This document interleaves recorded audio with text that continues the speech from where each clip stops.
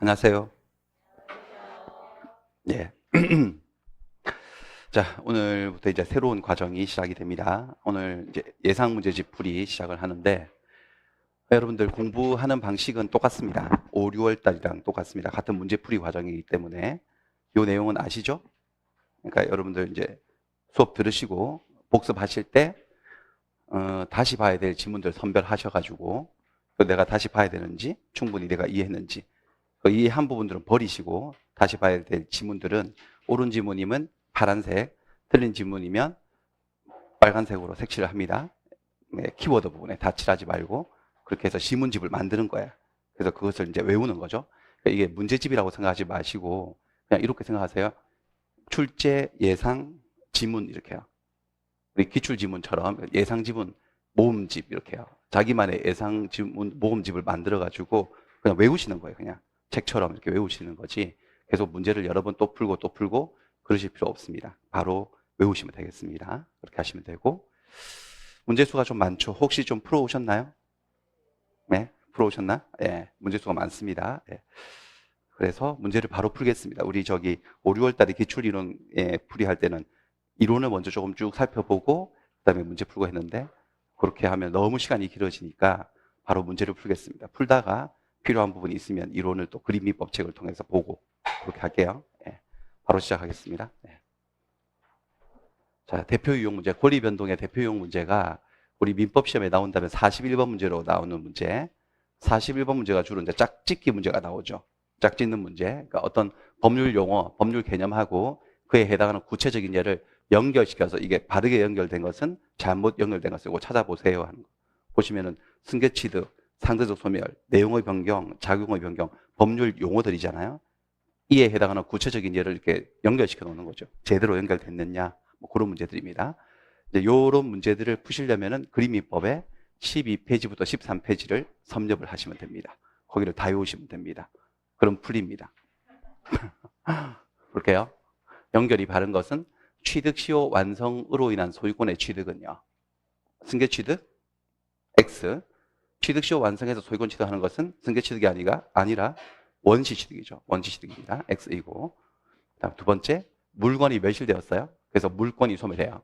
건물이 내려앉아서 그 건물에 있는 소유권, 전세권, 저당권, 유치권, 물권이 모조리 다 없어지는 것. 그것은 권리의 상대적 소멸이다. X. 상대적 소멸이 아니고 어떻게? 절대적 소멸이죠. 절대적 소멸입니다.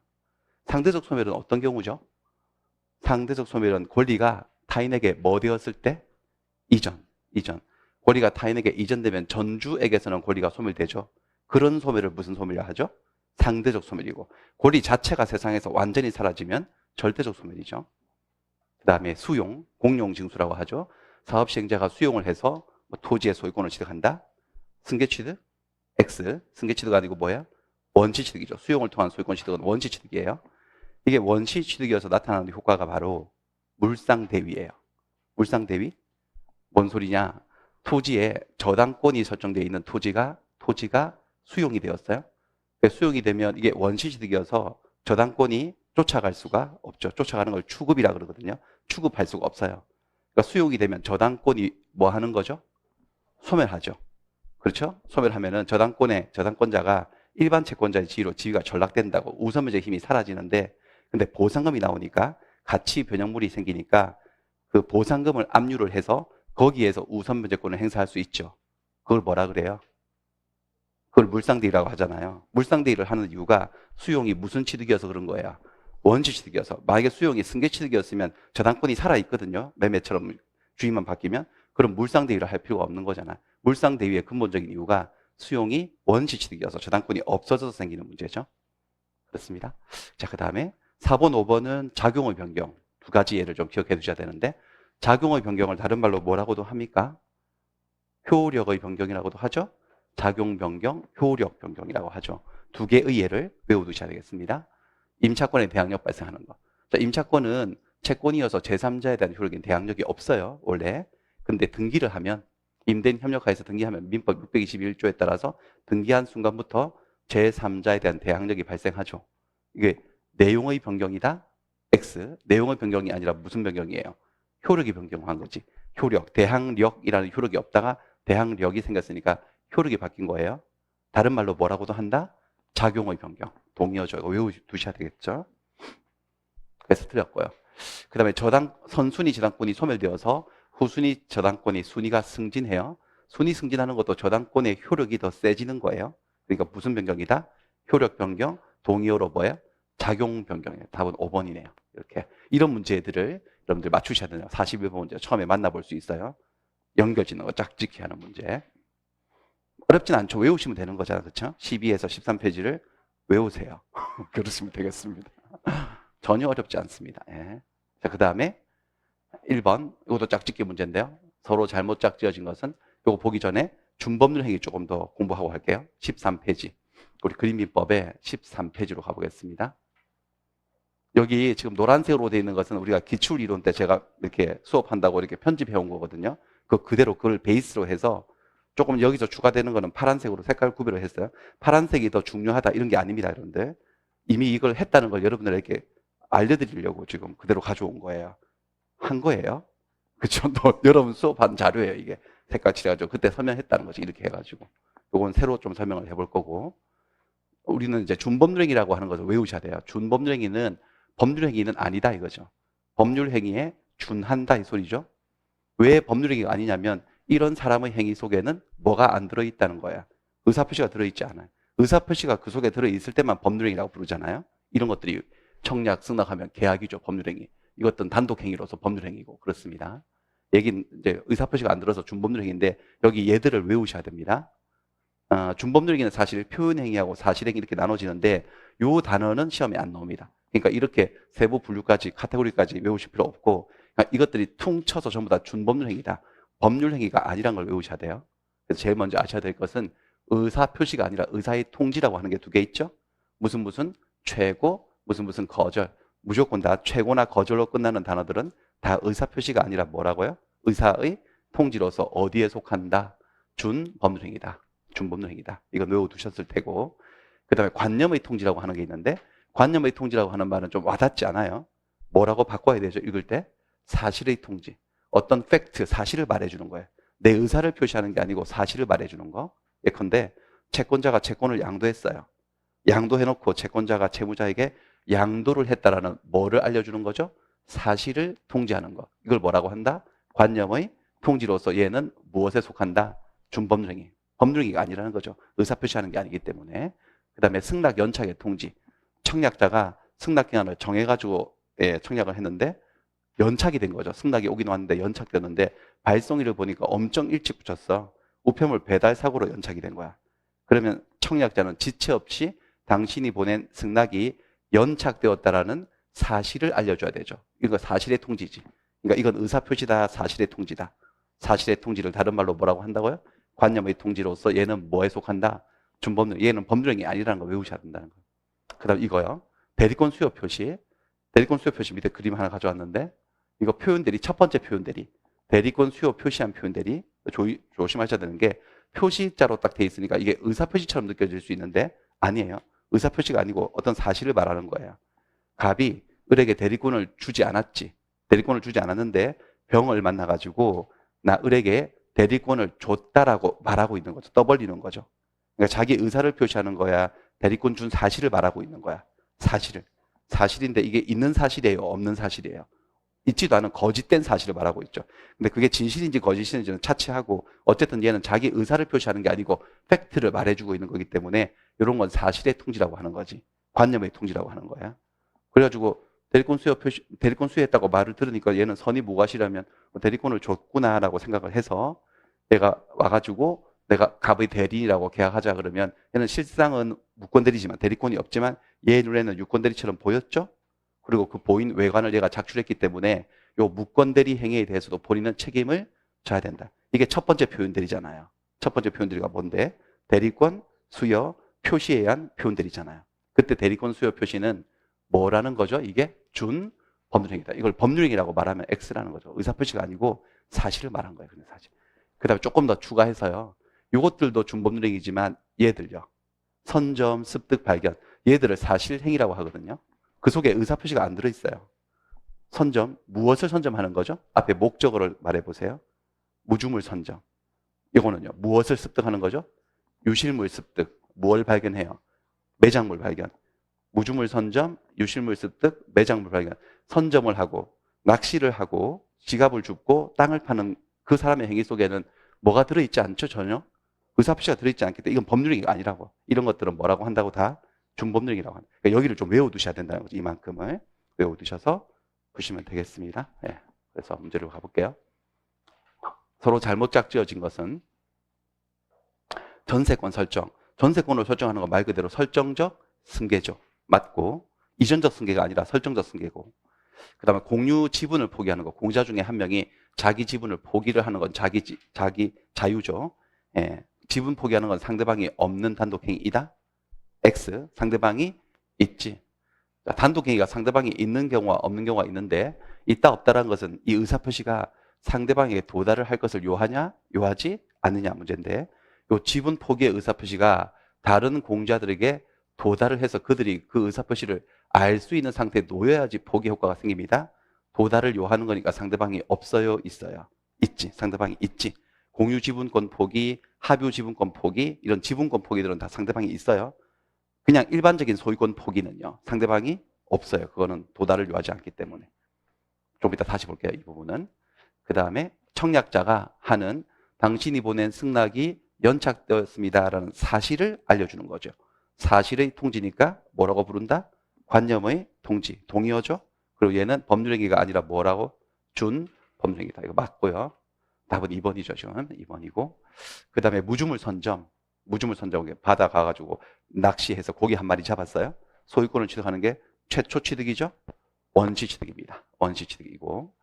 그 다음에 무권대리 행위 추인 여부에 대해서 상대방이 최고하는 거. 무권대리 행위가 있었는데 상대방이 본인에게 어떻게 이거 이행할 거냐 말 거냐 물어보는 거. 무슨 최고, 무슨 거절은 무조건 다 뭐라고요? 의사의 통지로서 얘도 어디에 속하는 거예요? 준법률행위에 속하는 거죠. 이렇게 외우셔야 되겠습니다. 다시 2번 문제. 다음 중 의사표시가 아닌 거를 찾아보세요. 이런 문제들이 나올 수 있거든요. 청약하는 건 의사표시죠. 취소도 의사표시고, 해지도 의사표시고, 추인도 의사표시예요. 근데 약간 다른 게 있어요. 청약은 의사표시인데 이 의사표시 하나 가지고는 뭔가 효과가 생길 수가 없어요. 청약을 받은 상대방이 뭘 해줘야 되죠? 승낙을 해서 두 개의 의사표시가 합치되어야지 뭔가 효과가 생기지. 계약이 성립하고 그래야지 뭔가 권리변동이라는 효과가 발생을 해요. 그래서 청약 그 자체는 단독으로는 어떤 법률행위가 될 수 없어요. 승낙과 결합해야지 계약이라는 법률행위를 만들어내요. 반면에 취소를 하고 해제를 하고 추인을 하는 것은 이렇게 위에처럼 합의를 볼 필요가 없고 일방적 의사표시, 저 하나의 의사표시로 법률행위가 성립해버리거든요. 그러니까 이런 것들은 법률행위들인데 계약이에요, 단독행위예요.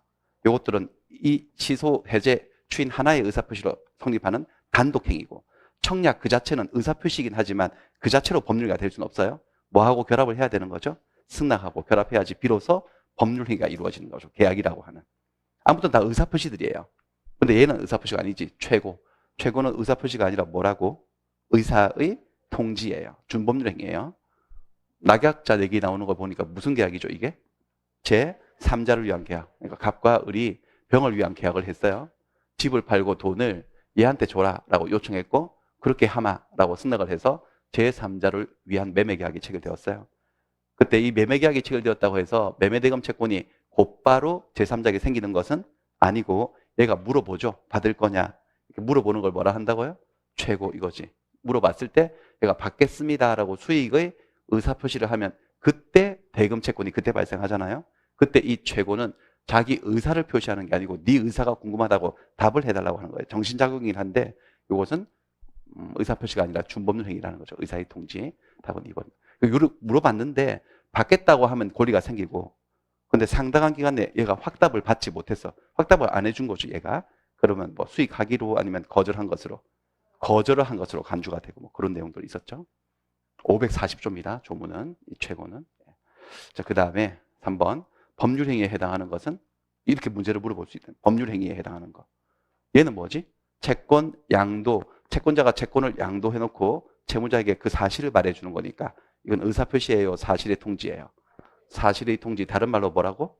관념의 통지. 그러니까 얘는 뭐예요? 준 법률행위죠. 법률행위 아니에요. 무권들이 추인 여부에 대한 상대방을 최고, 의사의 통지로서 준 법률행위고, 매장물을 발견하는 것은 전혀 의사표시가 아니죠. 그냥 단순 사실행위예요. 그러니까 얘도 뭐죠? 준 법률행위죠. 의사표시가 아닌 것들은 다 준 법률행위예요. 그 다음 본인의 제3자에 대한 대리권 수여의 표시. 이게 표시자로 끝났다고 의사표시라고 생각하시면 안 됩니다. 본인이 제3자에게 을에게 대리권을 수여했다라는 사실을 말하고 있는 거야. 있지도 않은 사실, 거짓된 사실을요. 떠벌리고 있는 거죠. 그러니까 이것은 의사를 표시하는 거야, 사실을 말하는 거야. 사실을 말하는 이게 뭐라고 여러분들? 관념의 통지로서 얘도 뭐죠? 준 법률행위예요. 그 다음에 취소할 수 있는 법률행위의 추인. 자, 취소를 할 수 있는 법률행위는 선택권이 있지. 취소도 할 수 있고 추인도 할 수 있지. 여기서 말하는 추인, 취소할 수 있는 법률행위 추인의 뜻은 취소하지 않겠다. 취소권을 포기하겠다는 거예요. 권리를 포기하겠다는 자기 의사를 표시하는 거야. 자기 의사 표시대로 권리가 사라져요. 그러니까 얘는 법률행위가 맞지. 법률행위가 맞습니다. 법률행위 중에서 계약이다, 단독행위다. 얘는 단독행위죠. 일방적으로 하는 단독행위. 그래서 답이 5번이 되겠습니다. 자, 그 다음 넘어갈게요. 자, 그 다음에 제2장 법률행위의 의의와 종류 요건. 여기는 법률행위 종류에 관한 건데 여기도 한번 책 좀 보고 가겠습니다. 14페이지. 자, 법률행위를 여러 가지 방식으로 분류를 하잖아요. 가장 기본적인 분류 방식이 그 속에 들어있는 의사표시의 숫자에 따라서 단독행위, 계약, 합동행위로 나누어지는데 합동행위는 시험에 나온 역사가 아예 없죠. 잘 모르셔도 되고 단독행위하고 계약으로 나누면 되고 단독행위는 의사표시 하나만 가지고 일방적 의사표시로 성립하는 법률행위를 말하고 그 단독행위는 두 종류가 있죠. 상대방이 있는 경우와 상대방이 없는 경우. 어느 쪽을 우리가 외워야 되죠? 우리 전략상? 없는 쪽을 외워야죠. 숫자가 적잖아요. 거의 대부분 있으니까 상대방이. 없는 거 3개 외우셨죠? 유언. 유언하는 거 상대방이 없죠? 유증도 마찬가지예요. 유증. 그 유언장을 열어봤더니 뭘 누군가에게 주겠다고 유언을 한 것을 특별히 유증이라 그러잖아요. 여러분 유증은 증여예요? 아니면 유언이에요? 유언이에요. 증여가 아니에요. 증여는 계약이죠. 증여는 계약이잖아요. 그렇죠? 단독행위가 아닙니다. 살아생전에 하는 계약이고 유증은 그냥 유언일 뿐인데 유언 내용이 누구에게 뭔가를 주겠다는 거예요. 그럼 그 말 내용 속에는 뭐 내가 죽으면 이 빌딩은 길동이를 주겠다라고 길동이 적혀 있어도 길동이가 상대방인 것이 아닙니다. 왜냐하면 그 길동이에게 이 의사표시가 유언장이 뭐 할 필요가 없는 거죠. 도달하지 않아도 효과가 생기니까 상대방이 없는 거예요. 유증도. 그 다음에 소유권을 포기하는 건 상대방이 없지. 소유권을 포기하는 건 상대방이 없지만 여기 있네. 공유 지분권을 포기하는 건 상대방이 있고요. 그 다음에 재단법인 설립하는 건 상대방이 없고요. 나올 가능성은 없지만 사단법인 설립하는 건 합동행위예요. 합동행위예요. 회사 만드는 거, 회사 만드는 이런 것들은 합동행위이고 그 다음에 이건 단독행위니까 그렇게 기억하시면 취소, 추인, 해제, 면제, 상계 이런 것들은 딱 생각해보면 의사표시가 그 상대방에게 도달을 해야지 취소가 되고 추인이 되고 해제가 되고 면제가 될 거니까 상계 효과도 생길 거니까 다 상대방이 있지. 도달을 요하는. 도달을 해야 되니까. 그 다음에 이제 계약으로 가서요. 계약은 여러 가지가 있어요. 합의로 성립하는 법률행위는 다 계약이에요. 그래서 우리는 주로 재산법상의 계약, 채권계약, 물권계약만 배우지만 혼인을 하고 입양하는 것도 계약이거든요. 의사에 합치니까. 이건 우리가 안 배우지. 채권계약은 뭐냐? 계약을 한 결과 채권이 발생한다는 거죠. 두 사람 사이에 채권 채무가 생겨요. 이런 거. 증여계약, 매매계약, 교환계약, 임대차계약, 일방계약. 이런 계약을 하게 되면 채권이 발생을 해요. 물권계약은 뭐냐? 계약을 해가지고 물권을 만들어낸다는 거예요. 이거 지상권 물권이죠? 전세권 물권이고 저당권. 이렇게 지상권 설정계약, 저당권 설정계약, 전세권 설정계약 이런 게 물권계약이에요. 이것들은 여기보다 더 중요한 게 뭐냐면 밑에 여기하고 매칭시키는 게 더 중요한 거예요. 시험을 치기 위해서는. 채권계약들은 하나같이 의무부담 행위예요. 왜냐하면 채권계약을 하게 되면 채권이 발생한다는 소리. 채권은 내 입장에서 채권이라면 상대방 입장에서는 뭐인 거죠? 그게 채무죠. 채무가 생겼어요. 채무가 생겼으면 그러니까 증여계약, 매매계약 하게 되면 소유권을 이전해줄 채무, 예를 들어서 임대차를 하게 되면 물건을 쓰게 해줄 채무, 차임지급 채무, 대금지급 채무, 막 채무들이 생긴다고. 그러면 저 계약으로 끝인 거예요. 이행이라는 문제가 남아있어요. 이행의 문제가 남는 거죠. 의무부담행위라는 거죠. 의무부담행위는 일정한 의무가 생겨서 그 행위 결과 일정한 의무, 채무가 생겨서 이행이라는 문제가 남아있는 거. 이걸 이행하지 않으면 또 채무불이행 사태가 생겨서 난리가 나는 거. 이게 의무부담행위예요. 그러니까 이런 채권계약들, 한마디로 채권행위, 여기 행위를 계약으로 이해하시면 되고 채권계약들은 전부 다 뭐에 속한다는 거죠? 의무부담행위예요. 이걸 매칭시킬 수 있어야 돼요. 반면에 지상권 설정, 전세권 설정, 저당권 설정과 같은 물권계약들은 다 쭉 가보세요. 어디에 속한다? 처분행위. 여러분, 처분이 꼭 물건을 팔아야지만 처분인 건 아니지. 이제 그 정도 감각은 있을 거라고 믿고 싶습니다. 이렇게 물건 만들어내는 건 다 처분이라고요. 물건을 딱 만들어주면 그것으로 끝이거든. 지상권 딱 만들어주면 지상권 자기가 알아서 30년 동안 쓰는 거야. 지상권을 만들었다고 두 사람 사이에 뭔가 더 이상 어떤 의무행위 문제가 남는 건 아니에요. 물론 지로 얘기가 있지만 그건 별개의 문제예요. 살짝 이제 개념은 좀 이해하기 어렵지만. 그래서 이런 물권 행위, 물권 계약들은 모조리 다 어디에 속한다? 처분 행위예요. 처분하는 행위들이에요. 하나 더 알아두실 게 물권 행위 말고 또 준자 달려 있네. 준물권 행위. 둘 다 물권 행위, 준물권 행위는 다 처분 행위인데 준물권 행위는 뭐냐? 그 처분을 한 권리가 물권을 처분했으면 물권 행위라고 그래요. 물건이 아닌 권리를 처분하면 준물권이라고 그러는 거야. 준물권 행위. 예컨대 얘들은 다 채권을 처분했거든요. 채권을 양도했어요. 을이 갑에게 돈 1,000만 원 받을 채권을 병한테 넘겼어. 채권 양도해서 채권이 완전히 넘어갔어요. 그러면 권리를 처분한 거잖아요. 채권 양도 이후에 더 이상 뭔가를 해야 될 일은 없거든. 넘겼거든요. 처분을 한 건데 처분한 권리가 물권을 처분했어요. 채권을 처분했어요. 채권. 물권 아닌 권리를 처분하면 뭐라고 부른다는 거지? 준물권 행위. 그러니까 물권행위나 준물권행위나 모조리 다 처분행위들이지. 그 다음 채무 면제하는 거. 채무 면제는 다르게 표현하면 채권 포기 아닐까요? 같은 상황이죠. 그러니까 채권자가 갑이 을에게 돈 1,000만 원 받을 게 있는데 가가지고 채무자에게 을에게 안 받을게. 면제해 줄게. 라는 의사를 표시하면 채권이 없어지지. 소멸하지. 권리를 없애버린 거지. 면제해 줄게 라고 말하고 난 다음에 그것 때문에 또 뭔가를 해야 될 일이 남아있는 게 없지 여러분들. 면제 의사표시로 채권이 없어지고 끝나버리는 거잖아. 처분을 한 건데 처분한 권리가 물권을 처분했어. 물권 아닌 권리를 처분했어. 물권 아닌 채권을 처분했기 때문에 이런 놈들을 뭐라고 부른다는 거죠? 준물권 행위. 그래서 그냥 채권 계약은 의무부담 행위, 물권 계약이나 준물권 행위는 처분 행위. 근데 이걸 나누는 이유가 뭐냐면은 무권리자가 했을 때 의무부담 행위들은 무권리자가 해도 효력이 있지. 의무가 생기지. 하지만 무권리자가 처분할 수는 없으니까 무권리자가 처분하면 처분은 안 되지. 무효지. 이것 때문에 하는 거잖아요. 그러니까 매매계약, 임대차계약, 증여계약, 교환계약 이런 것들은 다 채권 채무로 만드는 의무부담 행위여서 매매계약을 하고 교환계약을 한 그 물건이 내 것이 아니어도 계약은 효력이 생겨요? 안 생겨요? 생기지. 내 것이 아니면 내가 취득해서 넘겨줄 의무 그런 거 생긴다니까요. 다. 하지만 지상권 설정계약, 전세권 설정계약, 저당권 설정계약은 물권계약, 처분행위이기 때문에 기본적으로 부동산의 소유자들이 해야 돼요. 처분 권한이 없는 자가 저런 계약을 하면 계약 자체가 무효라는 거지. 아예 처분이 효과가 생기지 않는다. 그렇고 됐죠? 뭐 다 한 거 아닙니까? 노란색으로 다 되어 있어가지고 그때도 설명한 거고 그렇습니다. 그래서 제일 중요한 매매계약, 그러니까 우리가 제일 많이 배우는 매매계약은 어디에 속하는 거예요? 물권계약이에요? 채권계약이에요? 채권계약. 매매계약을 하게 되면 매도인과 매수인 사이에 채권 채무가 생기잖아요. 이행의 문제가 남아요? 안 남아요? 남지. 그러니까 뭐에 속한다는 거지? 의무부담행위야. 채권계약인 거야 얘가. 그렇죠? 그러니까 계약을 할 당시에 오늘 계약서 쓰고 계약할 당시에 이 물건이 매도인의 물건이 아니어도 이 계약은 효력이 생겨요? 안 생겨요? 생기죠. 생긴다는 말의 의미는 자기 거 아니면 자기가 취득해서 얘한테 넘겨줄 뭐가 발생한다는 거죠? 의무가 생긴다는 거죠. 계약은 유효하고. 근데 내 것이 아닌 것을 매매를 해가지고 내가 취득 못하면 넘겨줄 수 없는 사태가 생길 수도 있고. 그러면은 매수인은 매도인에게 책임을 묻는 거지. 이게 뭔데? 담보 책임이잖아요. 타인권리 매매 담보 책임. 그래서 선의의 매수인이라면 계약을 해지하고 손해배상도 청구할 수 있고 뭐 그렇게 됩니다. 요 정도 아주 중요한 개념이죠. 그 다음에 분료식과 요식. 분료식이 원칙이죠. 우리가 배우는 것은 다 분료식이에요. 특정 방식을 요하지 않아요. 요식 행위는 우리 시험 범위 밖에 존재해요. 우리가 뭐 혼인, 유언 이런 단어는 들어봤지만 이건 우리 시험 범위가 아니거든요. 이런 것들이나 요식이지 재산상의 법률 행위는 다 분료식이죠.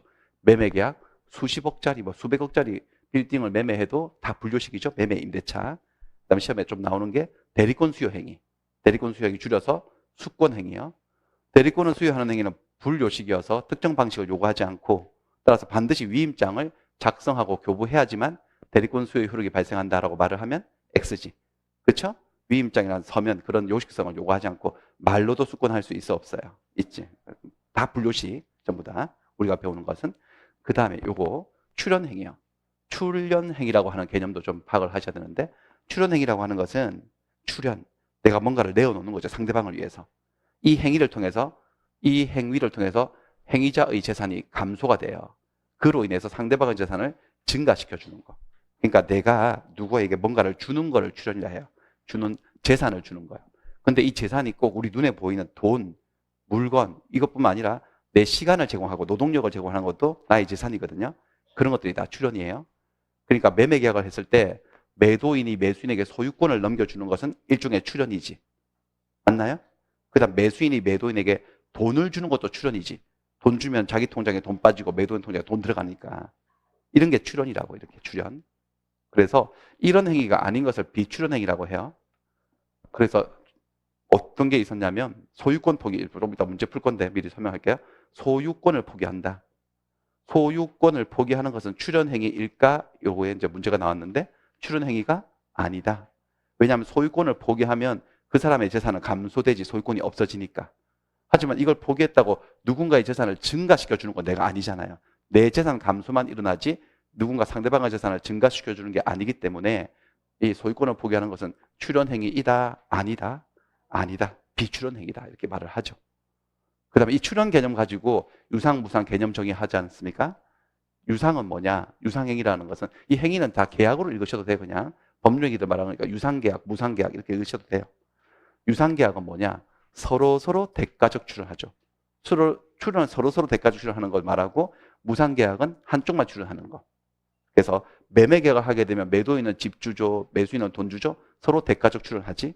임대차 계약을 하게 되면 임대인은 집 빌려주죠. 얘는 사용료를 내지 차임을 주죠. 서로 출연하고 양출연 사이 대가성이 있으니까 얘들은 유상. 그 다음에 증여는요. 증여자는 출연하죠. 집을 줬는데 얘는 아무것도 안 해줘요. 고맙다고 입 닦아버리는 거지. 무상. 한쪽만 출연한다면 공짜로 빌려주는 것도 얘는 출연하지만 얘는 대가를 지불하지 않기 때문에 무상. 자, 우리가 유상계약, 무상계약을 구별하는 실익은 뭐냐? 오로지 유상계약에서만 그 출연에 하자가 있을 때 무슨 책임을 진다는 거죠? 담보책임. 그러니까 매도인이나 임대인은 자기가 판 물건이나 빌려준 물건에 하자가 있으면 자기 잘못이 있건 없건 책임져야 돼, 안 져야 돼? 왜? 자기도 뭘 받았기 때문에 그런 거야. 유상이어서 그런 거죠. 돈값을 못하니까 책임을 주는 거야. 그게 담보책임이야. 매도인의 담보책임, 임대인의 담보책임. 하지만 공짜로 물건을 선물한 증여자나 공짜로 빌려준 사용대주는 내가 선물한 물건에 빌려준 물건에 하자가 있어도 기본적으로 그 책임을 진다, 안 진다? 담보책임을 지지 않는다. 담보책임은 어떤 계약에서만 생기는 문제다? 유상에서만 생기는 문제다. 요 정도가 이제 기본 지식으로 딱 머릿속에 있어야지 문제를 풀 수 있다는 겁니다. 예. 가보겠습니다. 자, 법률행위 종류에 관한 연결이 바른 것은 합의해제. 합의해제는 단독행위가 아니라 계약이죠. 갑과 을이 계약을 했다가 그들의 합의에 의해서 그들이 했던 계약을 다시 없애는 걸 합의해제라고 하잖아요. 그냥 해제는요. 해제는 단독행위이지. 일방적으로 하는 형성권 행사로 하는 단독행위지만 합의해제는 엄연히 계약입니다. 그래서 합의해제를 부르는 다른 말이 여기 있네. 뭐라고 부르죠? 합의해제를? 해제계약이라고 그러잖아. 하나의 계약이에요. 그 다음에 교환계약. 자, 교환계약은 처분행위가 아닌 걸 아셔야 됩니다. 교환계약을 딱 체결하면 오늘로 끝이에요. 이행의 문제가 남아있어요.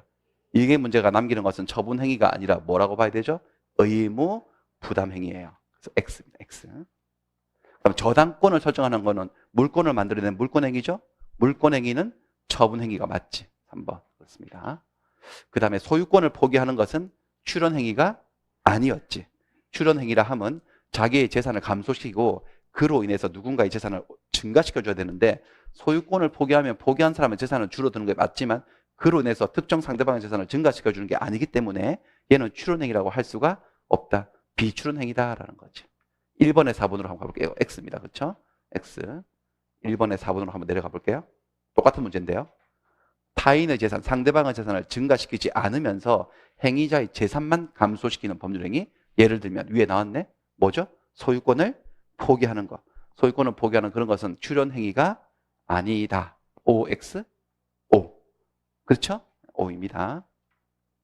그 다음에 사용대차. 사용대차는 물건을 공짜로 빌려주는 거니까 유상행위가 아니라 무상행위죠. 무상이죠. 무상. 무상이니까 빌려준 물건에 하자가 있어도 사용대주는 하자담보 책임을 지지 않습니다. 기본적으로 안 집니다. 그 다음에 1번 틀린 것은 유증은 상대방이 있는 단독행위이고 증여는 계약이다. 요거 맞는데요. 유증은 유언이잖아요. 유언이니까 상대방이 없는 단독행위예요. 그래서 1번 틀렸고요. 자, 2번 매매나 임대차는 무권리자가 해도 유효하지만 전세권 설정이나 저당권 설정은 무권리자가 하면 무효다? 이게 뭘 물어보는지 아시겠죠, 여러분들? 매매나 임대차 계약은 다 채권 계약들이어서 어디에 속하죠? 의무 부담행위에 속해서 그 주인이 아닌 사람들이 매매하고 임대해도 의무는 생기지. 계약은 뭐 하다? 유효하죠. 하지만 얘들은 물권행위로서 처분행위이기 때문에 뭐 토지 건물의 소유자도 아닌 사람이 저런 전세권 설정 계약을 하고 저당권 설정 계약을 하면 계약 자체가 아예 근본적으로 무효 처리됩니다. 의무 부담 행위하고 처분 행위의 구별을 알고 있는지 물어보는 지문이죠. 그다음에 대리권을 수여하는 수권 행위는 위임장을 작성 교부하지 않아도 성립할 수 있는 불요식 행위이고요. 5번 증여나 사용대차와 같은 무상 공짜인 계약은 원칙적으로 하자가 있어도 담보책임 문제가 생기지 않는다. 담보책임은 어떤 계약에서만 생기는 문제? 유상에서만 생기는 문제다. 그 다음에 다음 중 단독행위가 아닌 것은 해제, 상대방 있는 단독행위, 취소, 상대방 있는 단독행위, 상계, 상대방 있는 단독행위, 재단법인 설립, 상대방 없는 단독, 다 단독행위들인데 매매의 일방예약, 얘는 계약이지. 그렇죠? 일방이란 말이 현혹돼서는 안 됩니다. 일방예약은 자, 예약을 했을 때 예약을 하고 이 예약을 완결을 시켜서 본계약인 매매계약을 성립시킬 수 있는 그 형성권을 예약 완결권이라고 하잖아요. 이 예약의 완결권을 완결시킬 수 있는 권리를 예약 당사 중에 이렇게 한쪽만 가지기로 하면은 일방예약. 얘도 완결권을 가지기로 했다, 완결시킬 수 있다고 합의를 봤다면 쌍방예약이라고 그러지. 그런 개념인 것이지 예약을 할 때는 여러분들 예약 자체를 할 때는 일방적으로 할 수 있어요? 두 사람이 합의를 봐야 돼요. 합의를 봐야 되죠. 예약은 언제나 뭐죠? 계약입니다. 언제나 계약이죠. 모든 예약, 쌍무예약, 편무예약, 일방예약, 쌍방예약 어떤 형태의 예약이든지 간에 예약 자체는 합의로 이루어지는 계약인 거지. 그러니까 5번은 X이고요. 128페이지를 참고하세요. 자, 그 다음에 3번. 3번도 이제 설명이 다 끝났지만 행위자, 이 법률행위를 한 사람에게 처분 권한이 없어도 이 물건의 주인이 아니어도 충분히 효력이 발생하는 법률행위를 찾아보세요. 그 뭐를 찾아달라는 거죠? 이 두 개 중에 의무, 부담행위, 채권계약 찾아달라는 거지. 뭐 찾지 말고 처분행위, 물권행위나 중물권행위는 안 되고 그것들은 처분 권한이 없으면 하면 안 되기 때문에 무효가 되기 때문에 지상권 설정하는 행위는 물권행위죠. 물권행위니까 어디에 속하는 거죠? 처분행위. 채권을 양도하면 처분을 한 거예요. 근데 처분한 권리가 채권이기 때문에 뭐죠? 이게 준 물권 행위로서 얘는 무슨 행위죠? 처분 행위. 처분 권한이 없는 자가 하면 양도 안 됩니다. 생각해 보세요. 채권이 없는 자가 어떻게 채권 넘겨요? 그거를. 채권이 없는 자가 채권 양도하면 무효지 그거. 쉽죠, 여러분들? 무슨 말인지? 예. 그럼 채무 면제? 채무 면제도 주물권 행위죠. 채무 면제는 채권자만 할 수 있어요. 채권자가 가서 돈 받을 채권자가 안 받을게. 그러면 면제되는 거지. 난 채권자도 아니야. 갑이 을에게 빌려준 건데 병이 가가지고 갑이 안 받을게 이렇게 말하면 돼요? 안 돼요? 안 되지. 그러니까 이건 주물권행위로서 이것도 처분행위입니다. 그 다음에 임대차 계약은 얘는 물권계약이에요? 채권계약이에요? 채권계약. 이행의 문제가 남아있는 채권계약이니까 의무부담행위니까 얘가 답이네. 그러니까 임대차 계약을 한 임대인이 빌려준 물건, 임대한 목적물에 처분 권한이 없는 무권리자여도 남의 토지, 남의 건물, 남의 자동차 가지고 계약을 해도 계약은 효력이 생겨요? 안 생겨요? 생기지. 생기죠? 다만 그것이 위법해서 대항을 못하는, 소유자에게 대항 못하는 문제가 생길 수는 있어도 그건 나중 문제고 어쨌든 계약은 유효한 겁니다. 전세권을 포기하는 것은 물권을 변동시키는 물권행위로서 처분행위입니다. 전세권자만 전세권을 포기할 수 있습니다. 전세권이 없는 사람은 전세권을 포기할 수 없습니다. 답은 4번이 되겠습니다. 그 다음에 4번 문제는 법률행위에 관한 설명으로 틀린 것은 요건 문제인데 이게 1번부터 3번 거의 4번까지는 성립 요건하고 효력 요건을 좀 구별할 수 있어야 되는가. 성립 요건. 법률행위가 성립하기 위해서는 일반적으로 모든 법률행위는 세 가지 요소는 갖춰야 되죠. 당사자, 목적, 의사표시, 당목의 세 가지가 존재해야 됩니다. 존재만 하면 성립을 합니다. 성립에 있어서는 존재만으로 족하고요. 구체적인 뭔가를 요구하지 않아요. 잠깐만요. 15페이지 잠깐 볼게요. 여기 이게 성립 요건이고 파란색 타이틀이 성립 요건이고 노란색 바탕에 적혀 있는 것들이 효력 요건이에요. 구별하셔야 되지. 그러니까 이게 근데 계약이 성립하려면은요. 계약이라는 법률 행위가 성립을 하기 위해서는 계약을 하는 당사자가 뭐 해야 된다는 거죠? 존재. 존재만 하면 돼요. 당사자가 뭐 정신이 바짝 차리고 그럴 필요 없어요. 그러니까 존재, 사람으로 존재하기만 하면 되고 계약을 하는 목적이 존재를 하고 의사표시가 존재하면 돼요. 근데 계약이기 때문에 적어도 의사표시는 몇 개는 존재해야 되죠? 2개. 한쪽은 뭐야? 청약. 이건 청약. 한쪽은 승낙. 2개의 의사표시가 합치돼야 되죠. 합의가 되면 계약이 뭐 하는 거죠? 성립이에요. 성립을 했다는 것은 계약으로 탄생했다는 거고 체결이 되었다는 거고 그렇게 성립한 계약이 효력이 생기려면 완전히 효력이 생기려면 지금부터 이제 뭐 구체적인 요건들을 요구하지. 계약을 맺을 때 두 당사자가 이 3가지의 능력, 권리 능력, 의사 능력, 행위 능력을 가지고 계약을 했었어야 되고 그들이 한 계약의 목적, 계약 내용은 확정, 가능, 적법, 사회적 타당해야 되고 그들이 주고받은 의사표시에 있어서 의사와 표시가 일치하고 의사결정 과정에 하자가 없어야 되죠. 그러니까 노란색 요건들은 무슨 요건이라고? 효력 요건. 파란색의 타이틀은 무슨 요건이요? 성립 요건이요. 다른 거지, 개념이. 다른 거예요. 알았습니다. 그래서 성립 요건을 못 갖춰? 성립 요건을 못 갖추면 불성립 여기 있는 거죠. 그러니까 성립조차 하지 않으면 계약이 탄생을 못한 거거든요. 체결이 안 된 거기 때문에 여기는 무효나 취소 문제가 생기지 않는다는 거죠. 일단 무효 취소 이야기는 성립 요건을 갖춰서 성립한 계약을 전제로 효력 요건을 뭔가를 못 갖춰가지고 처음부터 무효가 되거나 취소가 된다는 거지. 그래서 이런 얘기들이 나오잖아요. 성립을 하지 않았을 때는 무효에 관한 법리들이 적용될 여지가 없어요. 무효행위 전환, 무효행위 추인 그런 말을 할 수가 없지. 불성립인데 아예 법률의 존재조차 못하는 건데 성립하지 않았을 땐 취소 문제도 생기지 않아서 이런 문제들 잘 읽어두세요. 그렇습니다. 존재의 평면이 다른 거지. 성립, 불성립과 유효, 무효 이야기는. 그러니까 가보겠습니다. 보세요. 계약을 한 당사자가 의사능력이나 행위능력을 갖추지 않고 있었어요. 계약을 할 때. 그래도 계약은 법률이나 성립할 수 있을까요? 없을까요? 저거 능력 없어도요. 있어요. 사람으로 존재만 하면 돼요. 자, 의사능력이 없다? 의사능력이 없다. 만취라고 할게요. 만취. 그 다음에 행위능력이 없다? 18세라고 할게요. 미성년자. 그러니까 갑이 을과 자기 소유 건물 가지고 매매 계약을 했어요. 근데 이 갑이 18세였어. 18세면은 행위능력이 제한되어 있는 제한능력자죠? 부모님 동의받고 해야 되는데 동의 안 받았어요. 동의 안 받고 그것도 술이 떡이 돼가지고 매매를 한 거지. 18세 어린 것이.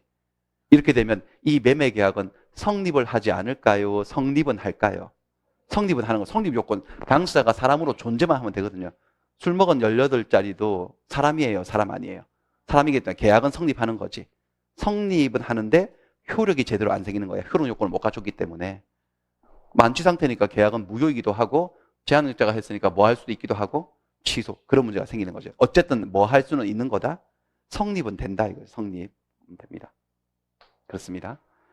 맞는 말이고 이거는 2번.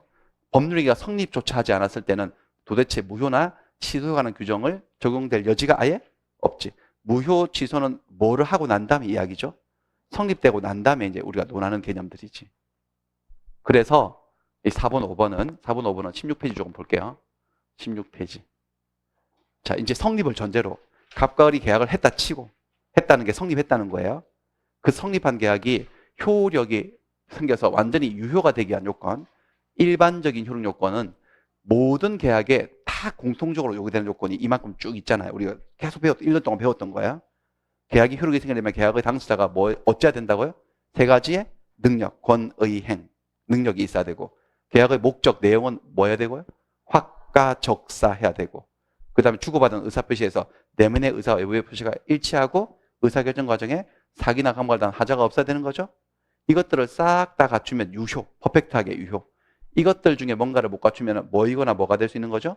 무효이거나 취소가 될 수 있다는 거. 근데 이거는 모든 법률에 일반적으로 요구되는 요건이고 그 다음에 스페셜한 얘기들이 있죠. 밑에 특별 효력 요건이라 해서 어떤 법률행위들은 이 기본 플러스 알파를 요구될 때 있잖아요. 그렇죠? 효력이 생기려면 추가적으로 뭔가를 더 요구되는 특별 효력 요건. 대리행위 같은 경우는 저 위에 모든 요건을 다 갖췄다 하더라도 대리인이 대리권이 없으면 대리행위는 무효지. 그러니까 대리권이 존재하는 것은 대리행위에 있어서 대리행위가 효력이 발생하기 위한 요건이에요. 모든 행위에 요구돼요. 대리행위에서만 요구돼요.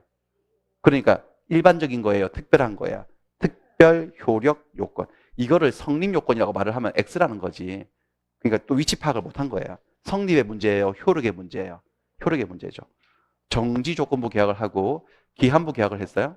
그러니까 아버지가 아들에게 아들 너 시험 붙으면 이번에 붙으면 아빠가 이 집 너 주마. 정지 조건부 계약을 체결했어요. 체결한 오늘 바로 성립해요. 성립하고 관계된 문제가 아니라고 조건이.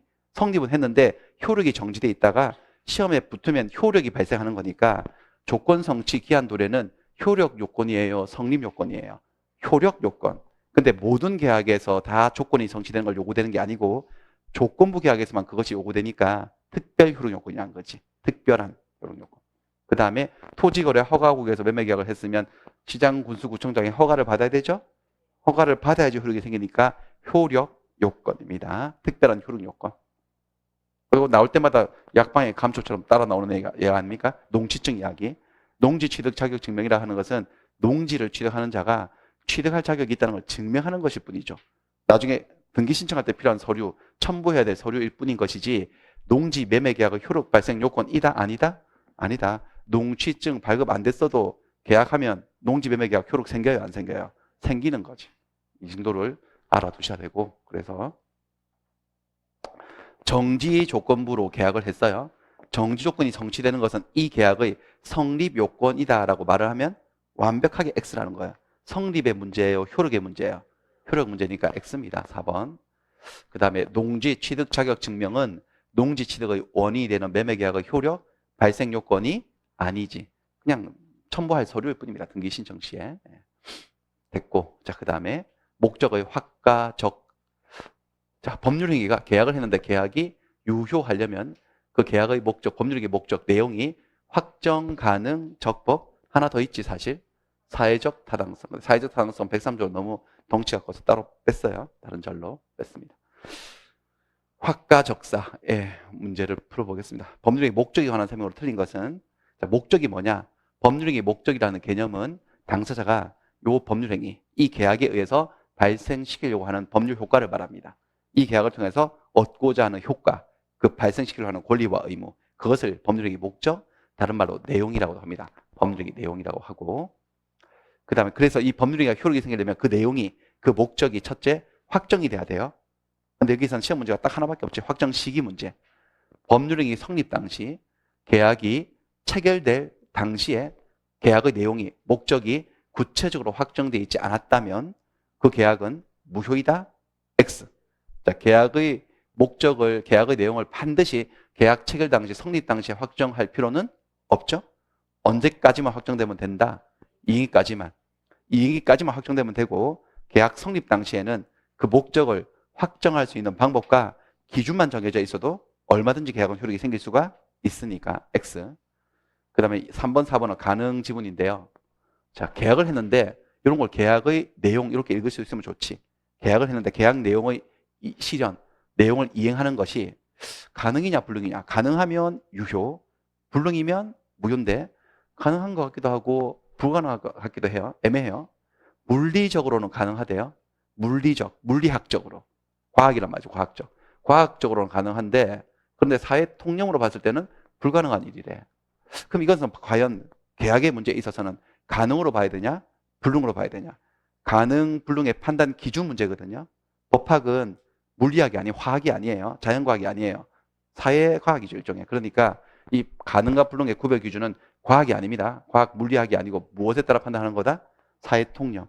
그래서 과학의 세계에서 가능한 일일지라도 사회 통념상 불가능한 것이라면 계약의 관점에서는 불가능한 계약입니다. 무효입니다. 이런 계약. 불가능하면, 통념상 불가능하면 무효입니다. 이런 예가 뭐가 있을까요? 한강에 가라앉은 반지를 찾아주는 계약이죠. 반지를 빠뜨렸는데 그걸 찾아주겠대요. 자기가 해병대 나와서 찾을 수 있대. 저번 달에 태평양에 빠진 것도 찾아줬대. 막 그러면서 그거를 찾아주면 1,000만 원을 주겠다고 계약을 맺어요.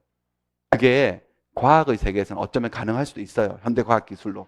하지만 사회 통념으로 봤을 때는 불가능한 일이죠. 그래서 그런 계약은 무효 처리하는 거지. 그렇습니다. 그 다음에 얘는 성립 당시부터, 계약 체결 당시부터 목적의 실현이 할 수 없는, 처음부터 아예 불능이라는 거죠. 그런 법률이, 그런 계약은 무효다. 맞죠? 맞나요? 틀린 건 2번이죠. 무슨 불능만 얘기하는 거죠? 성립 당시부터 불능이다? 원시적 불능. 원시적 불능이면 계약 무효지. 맞고. 자, 법률의 목적이 계약의 내용이 강행법규를 위반해요. 근데 강행법규 중에서도 단속 규정을 위반했대. 자, 우리 통설에 하면 단속 규정하고 강행 규정은 효력 규정으로 나눠지는데 효력 규정을 위반하게 되면 계약이 무효가 되지만 단속 규정은 단속의 목적을 둔 거예요. 처벌에. 단속만 해요, 그냥. 계약의 효력은 노타치지, 그냥. 그래서 단속 규정을 위반했을 때 그 계약은 무효가 되지는 않죠. 처벌은 받고. 맞는 말이죠. 됐고, 넘어갑니다. 다음에. 자, 5번에 법률의 목적의 불능에 관한 설명으로 틀린 것은? 자, 이것은 원시적 불능, 후발적 불능 한번 보도록 하겠습니다. 18페이지에 가서요. 원시적 불능하고 후발적 불능은 너무너무 중요한 개념이죠. 자, 불능의 종류. 불능에는 계약을 했는데 계약 내용을 실현하는 것이 불가능해요. 이행하는 게. 두 종류가 있어요. 원시적 불능과 후발적 불능. 기준은 뭐냐? 시간의 문제죠. 언제를 기준으로 하느냐? 성립시요. 성립시를 기준으로 해서 계약 체결시. 계약 체결할 때부터 이 계약 이행은 불가능하다. 그렇다면 성립 당시 불능이면 원시적 불능이고, 성립할 당시에는 가능했는데 그 이후에 이행할 수 없게 되었다. 후발적 불능.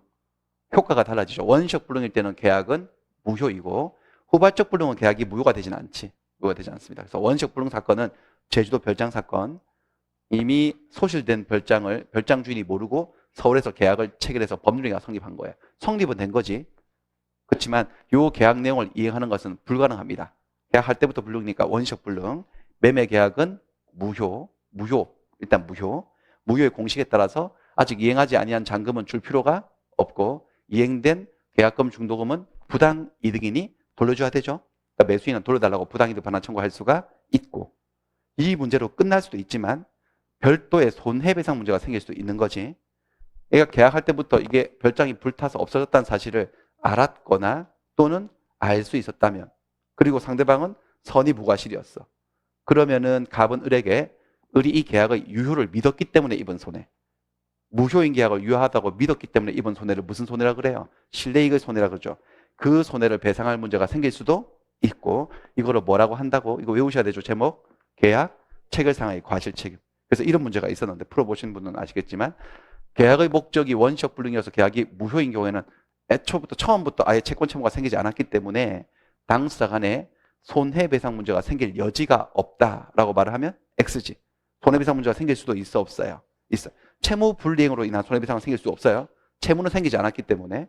하지만 계약 체결상의 과실로 인한 손해배상 문제가 생길 수 있습니다. 이게 원시적 불능 이야기. 근데 후발적 불능은 계약 체결 이후에 불가능해진 거죠. 멀쩡한 잘 있는 집을 계약을 했으니까 계약은 유효로 출발을 했는데 소유권 넘겨주기로 약속한 날짜가 오기 전에 건물이 불나서 없어진 거죠. 이행할 수 없게 되었어요. 후발적 불능입니다. 제일 첫 번째, 후발적 불능이 되었다고 해서 저기처럼 계약이 소급해서 이 계약이 무효가 되는 것은 아니고 계약은 유효했던 것이고, 다만 이 문제를 처리를 해야 되는데 처리할 때 두 갈래로 갈라지지. 가르는 기준이 뭐예요? 채무자에게 귀책 사유가 있냐 없냐. 여기서 말한 채무자는 매도인을 얘기합니다. 쌍무계약에서 둘 다 채무자이지만 불나서 불능이 된 채무는 매도인의 채무지 매수인의 채무가 아니기 때문에 여기서 기준점은 매도인이에요. 채무자 매도인에게 귀책 사유 고의 과실이 있으면 그 매도인이 고의로 불을 냈거나 실수로 불을 냈다면 이거에 대해 책임을 져야 되죠. 그때 이 책임을 무슨 책임이라고 한다고요? 채무 불이행 책임이지. 채무 불이행 중에서도 이행 불능이니까 상대방 채권자인 매수인은 계약을 해제시켜 버릴 수 있지. 그렇죠? 근데 이건 이행 지체예요. 이행 불능이에요. 불능이니까 뭐 할 필요 없이 최고 없이 곧바로 계약을 해제해서 계약을 엎어버리고 원상회복을 청구하는 겁니다. 원상회복. 나한테 받은 계약금 중도금 이자 붙여서 다 돌려달라. 이렇게 받은 날로부터. 그걸로 끝나는 게 아니고 별도로 다시 모두 할 수 있다는 거지. 손해배상 청구는 별개로 들어가는 거지. 이건 원상회복 받은 거고. 원상회복 받은 거고. 이때의 손해배상은 실내이익 배상이 아니고 무슨 배상이지? 이행이익 배상. 계약의 유효를 전제로 한 배상이기 때문에. 이렇게 채무자, 매도인에게 잘못이 있으면 이렇게 처리가 되고, 그 다음에 잘못이 없으면요. 매도인 잘못이 아니야. 이거 천재지변으로 내려앉았거나 지진, 아니면 매수인이 와서 불을 질렀거나, 이렇게 채무자의 잘못 없이 불능이 되면 무슨 문제로 처리한다? 위험부담. 원칙은 채무자가 위험부담하는 걸 원칙으로 삼고 있습니다.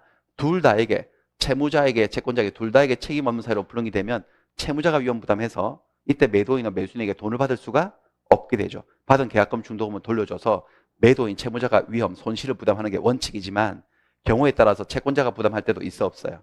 있어요. 채권자가 와서 불질렀거나 이거를 매수인이 와서 아니면 채권자가 수령을 지체하고 있던 중에 뭐 천재지변이 일어났거나 그럴 때는 또 돈을 줘야 되고 이런 얘기들이죠. 불능요. 그러니까 불능을 많이 연습을 해두셔가지고 문제 딱 접목을 시킬 수 있도록 해두셔야 되겠습니다.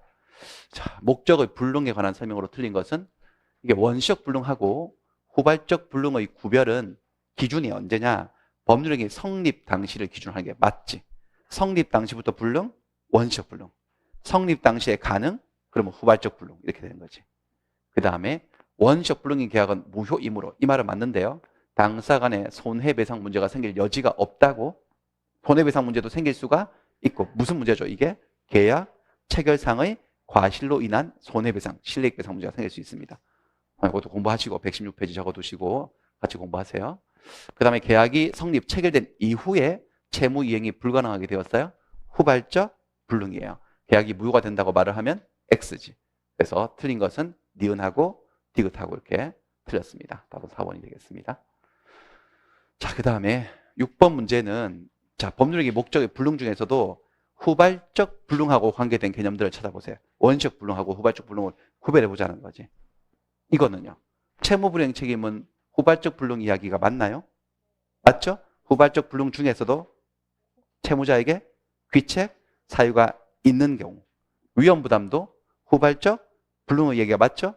중에서도 채무자에게 귀책 사유가 없는 경우 계약의 해제도 후발적 불능이죠.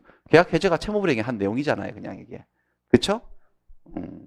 후발적 불능. 그러니까 요거는 후발적 불능, 후발적 불능, 후발적 불능. 하지만 계약 체결상의 과실 책임은 무슨 불능? 원시적 불능으로 체결된 계약이 무엇일 때 생기는 문제죠? 무효일 때. 원시적 불능 이야기죠. 얘는 원시적 불능 이야기예요. 그 다음에 얘는 뭘까? 이게 원시적인 사유일까? 아니면 후발적인 사유일까? 계약할 때부터 있었던 일일까? 사연일까? 아니면 나중에 생길 사연일까? 이건데 매매 목적물의 일부 멸실로 인한 매도인의 담보 책임이냐? 그럼 담보 책임은 매도인이 넘겨준 권리나 물건에 하자가 있을 때 지는 책임이잖아요. 그 하자가 있는지 없는지 판단하는 기준이 언제였던지 기억나시나? 계약 체결시죠. 체결시부터 하자가 있었을 때만 담보 책임 지는 거야. 이게 일부 멸실이 뭐냐? 전일수용조 할 때 수가 뭐죠? 세 번째 수가? 수량 부족 일부 멸실이야. 수량 부족과 일부 멸실이 이게 한 세트로 묶여 있잖아요. 574조에. 그래서 예를 들면은 수량 지정 매매를 했어요. 평당 100만 원 해서 100평을 샀지 1억 주고. 그런데 나중에 다시 측량을 해보니까 90평이더라. 그런 거 뭐죠? 수량 부족. 아니면 100평이라 그래가지고 내가 평당 100만 원 주고 샀는데 나중에 알고 봤더니 10평이 이미 포락되어 있었어요. 계약할 때부터 우리가 잘 현장을 안 가서 잘 몰랐는데 이미 물밑으로 가라앉아 있었어. 그게 무슨 멸실이에요, 여러분들? 일부 멸실. 그러니까 이게 계약 체결 이후에 포락된 게 아니고요. 체결 당시부터 포락돼 있었는데 10평이 없었는데 모르고 샀다. 그럴 때 선의의 매수인은 뭐 대금 감액을 청구하거나 계약 해지하거나 손해배상을 청구하는 거니까 이 일부 멸실의 사연이 원시적인 사유예요, 후발적인 사유예요? 원시적이죠. 그렇죠? 계약할 때부터 있었던 거니까 원시적인 일부 불능의 이야기예요. 후발적 불능의 얘기가 아니라는 거지. 됐습니다. 그래서 답은 기억, 니은, 디귿 이렇게 세 가지가 되겠습니다. 답은 1번입니다. 그 다음에 7번. 2023년 7월 1일 갑은 을과 자기 소유 건물에 대한 매매 계약을 체결하면서 7월 31일 소유권을 이전하고 대금받기로 계약을 했어요. 계약을 한 날은 7월 1일, 이행하기로 약속된 날은 31일이에요. 틀린 것은? 근데 6월 20일 날 건물이 이미 소실되었어. 계약하기 한 열흘 전에. 근데 매도인이 그 사실을 모르고 계약을 한 것이라면 계약은 성립은 한 거지. 했다. 했지만 갑과 을이 한 계약은 처음부터 아예 무효지. 원시적 불능으로 무효입니다. 이때 이 상황에서 매도인 갑이 부주의해서 주의를 안 해서 건물의 멸실을 알지 못했다. 알지 못했는데, 그러니까 알지 못했으니까 선이긴 선인데 선인 점에 뭐가 있다는 거죠, 여러분들? 과실이 있어. 과실이 있으면 책임을 질 수도 있어, 없어? 손해배상 책임이냐? 있지. 알았거나 알 수 있었다면. 그렇지만 또 그 얘기를 하고 있네. 계약 자체가 아예 무효이기 때문에. 무효는 맞지? 갑과 을 사이에 손해배상 문제가 생길 여지가 없다고요? 여지가 없어요? 있어요? 있죠. 뭔데 이 손해배상이? 계약 체결상의 과실로 인한 손해배상. 과실이 있지 알 수 있었다고 그랬잖아. 주의했더라면. 대신 이제 손해배상 받으려면 상대방 을은 어떤 요건 갖춰야 되죠? 선의 무과실 요건 갖춰야 됩니다. 그러면 실내익 배상 문제가 생길 수 있습니다. 그다음에 7월 10일이에요. 7월 10일이면 계약 체결 이후에요. 매도인 갑이 매수인에게 물어보지도 않고 양해도 구하지 않고 매매한 건물을 철거했다고? 이상하죠, 이 사람. 철거를 하면 돼요, 안 돼요? 안 되지. 이렇게 되면 소유권 이전을 못 해주게 되는 후발적 불능이죠. 후발적 불능일 때는 기계적으로 탁 둘로 나눠야 됩니다. 채무자, 갑에게 귀책 사유가 있나요, 없나요? 이 경우는요. 그래서 자기가 철거시켰으니까 위험부담 문제다, 채무불이행 문제다, 채무불이행 문제죠. 그러니까 채권자인 매수인이 채무자 매도인에게 채무불이행 책임을 추궁하는 거예요, 지금. 두 가지 내용이죠. 계약을 뭐 할 수 있다? 해제시키죠. 최고 없이. 해제시켜서 손해배상이 아닙니다, 여러분들. 해제 효과는 손해배상이 아니라 뭐라고요? 원상회복. 돈 돌려받는 거지, 이자 붙여서. 계약금 중도금 들어간 거. 그리고 별도로 다시 뭐 하는 거죠? 손해배상을 청구할 수 있다. 맞죠? 맞습니다. 그 다음에 7월 10일 날 이번에는 천재지변이에요. 건물이 멸실되었으면 이 또한 후발적 불능인데 채무자에게 귀책 사유가 없으니 얘는 뭐야? 위험 부담 문제고 천재지변이니까 채무자 갑에게도 잘못이 없지만 을에게도 잘못이 없어요. 공평의 관점에서 양쪽 채무가 한꺼번에 다 없어지는 거지. 양 채무가 쌍방 채무가 둘 다 소멸합니다. 그러니까 둘 다 소멸하기 때문에 이 경우에 갑은 을에게 돈 달라고 대금 지급을 청구할 수 없게 되고 받은 계약금 중도금은 부당이익이라서 돌려주는 거고 이 상황을 보고 갑이 위험을 부담한다고 얘기하는 거지. 그렇죠? 그 다음에 이번에는 7월 10일 날 을의 과실로 매수인이 와서 불질렀어요. 우리 와서 생애 최초 내 집 마련해서 흥분해가지고 담배 피다가 불질러 버린 거지. 건물이 멸실되었어요. 이때는 이것도 위험부담 문제죠.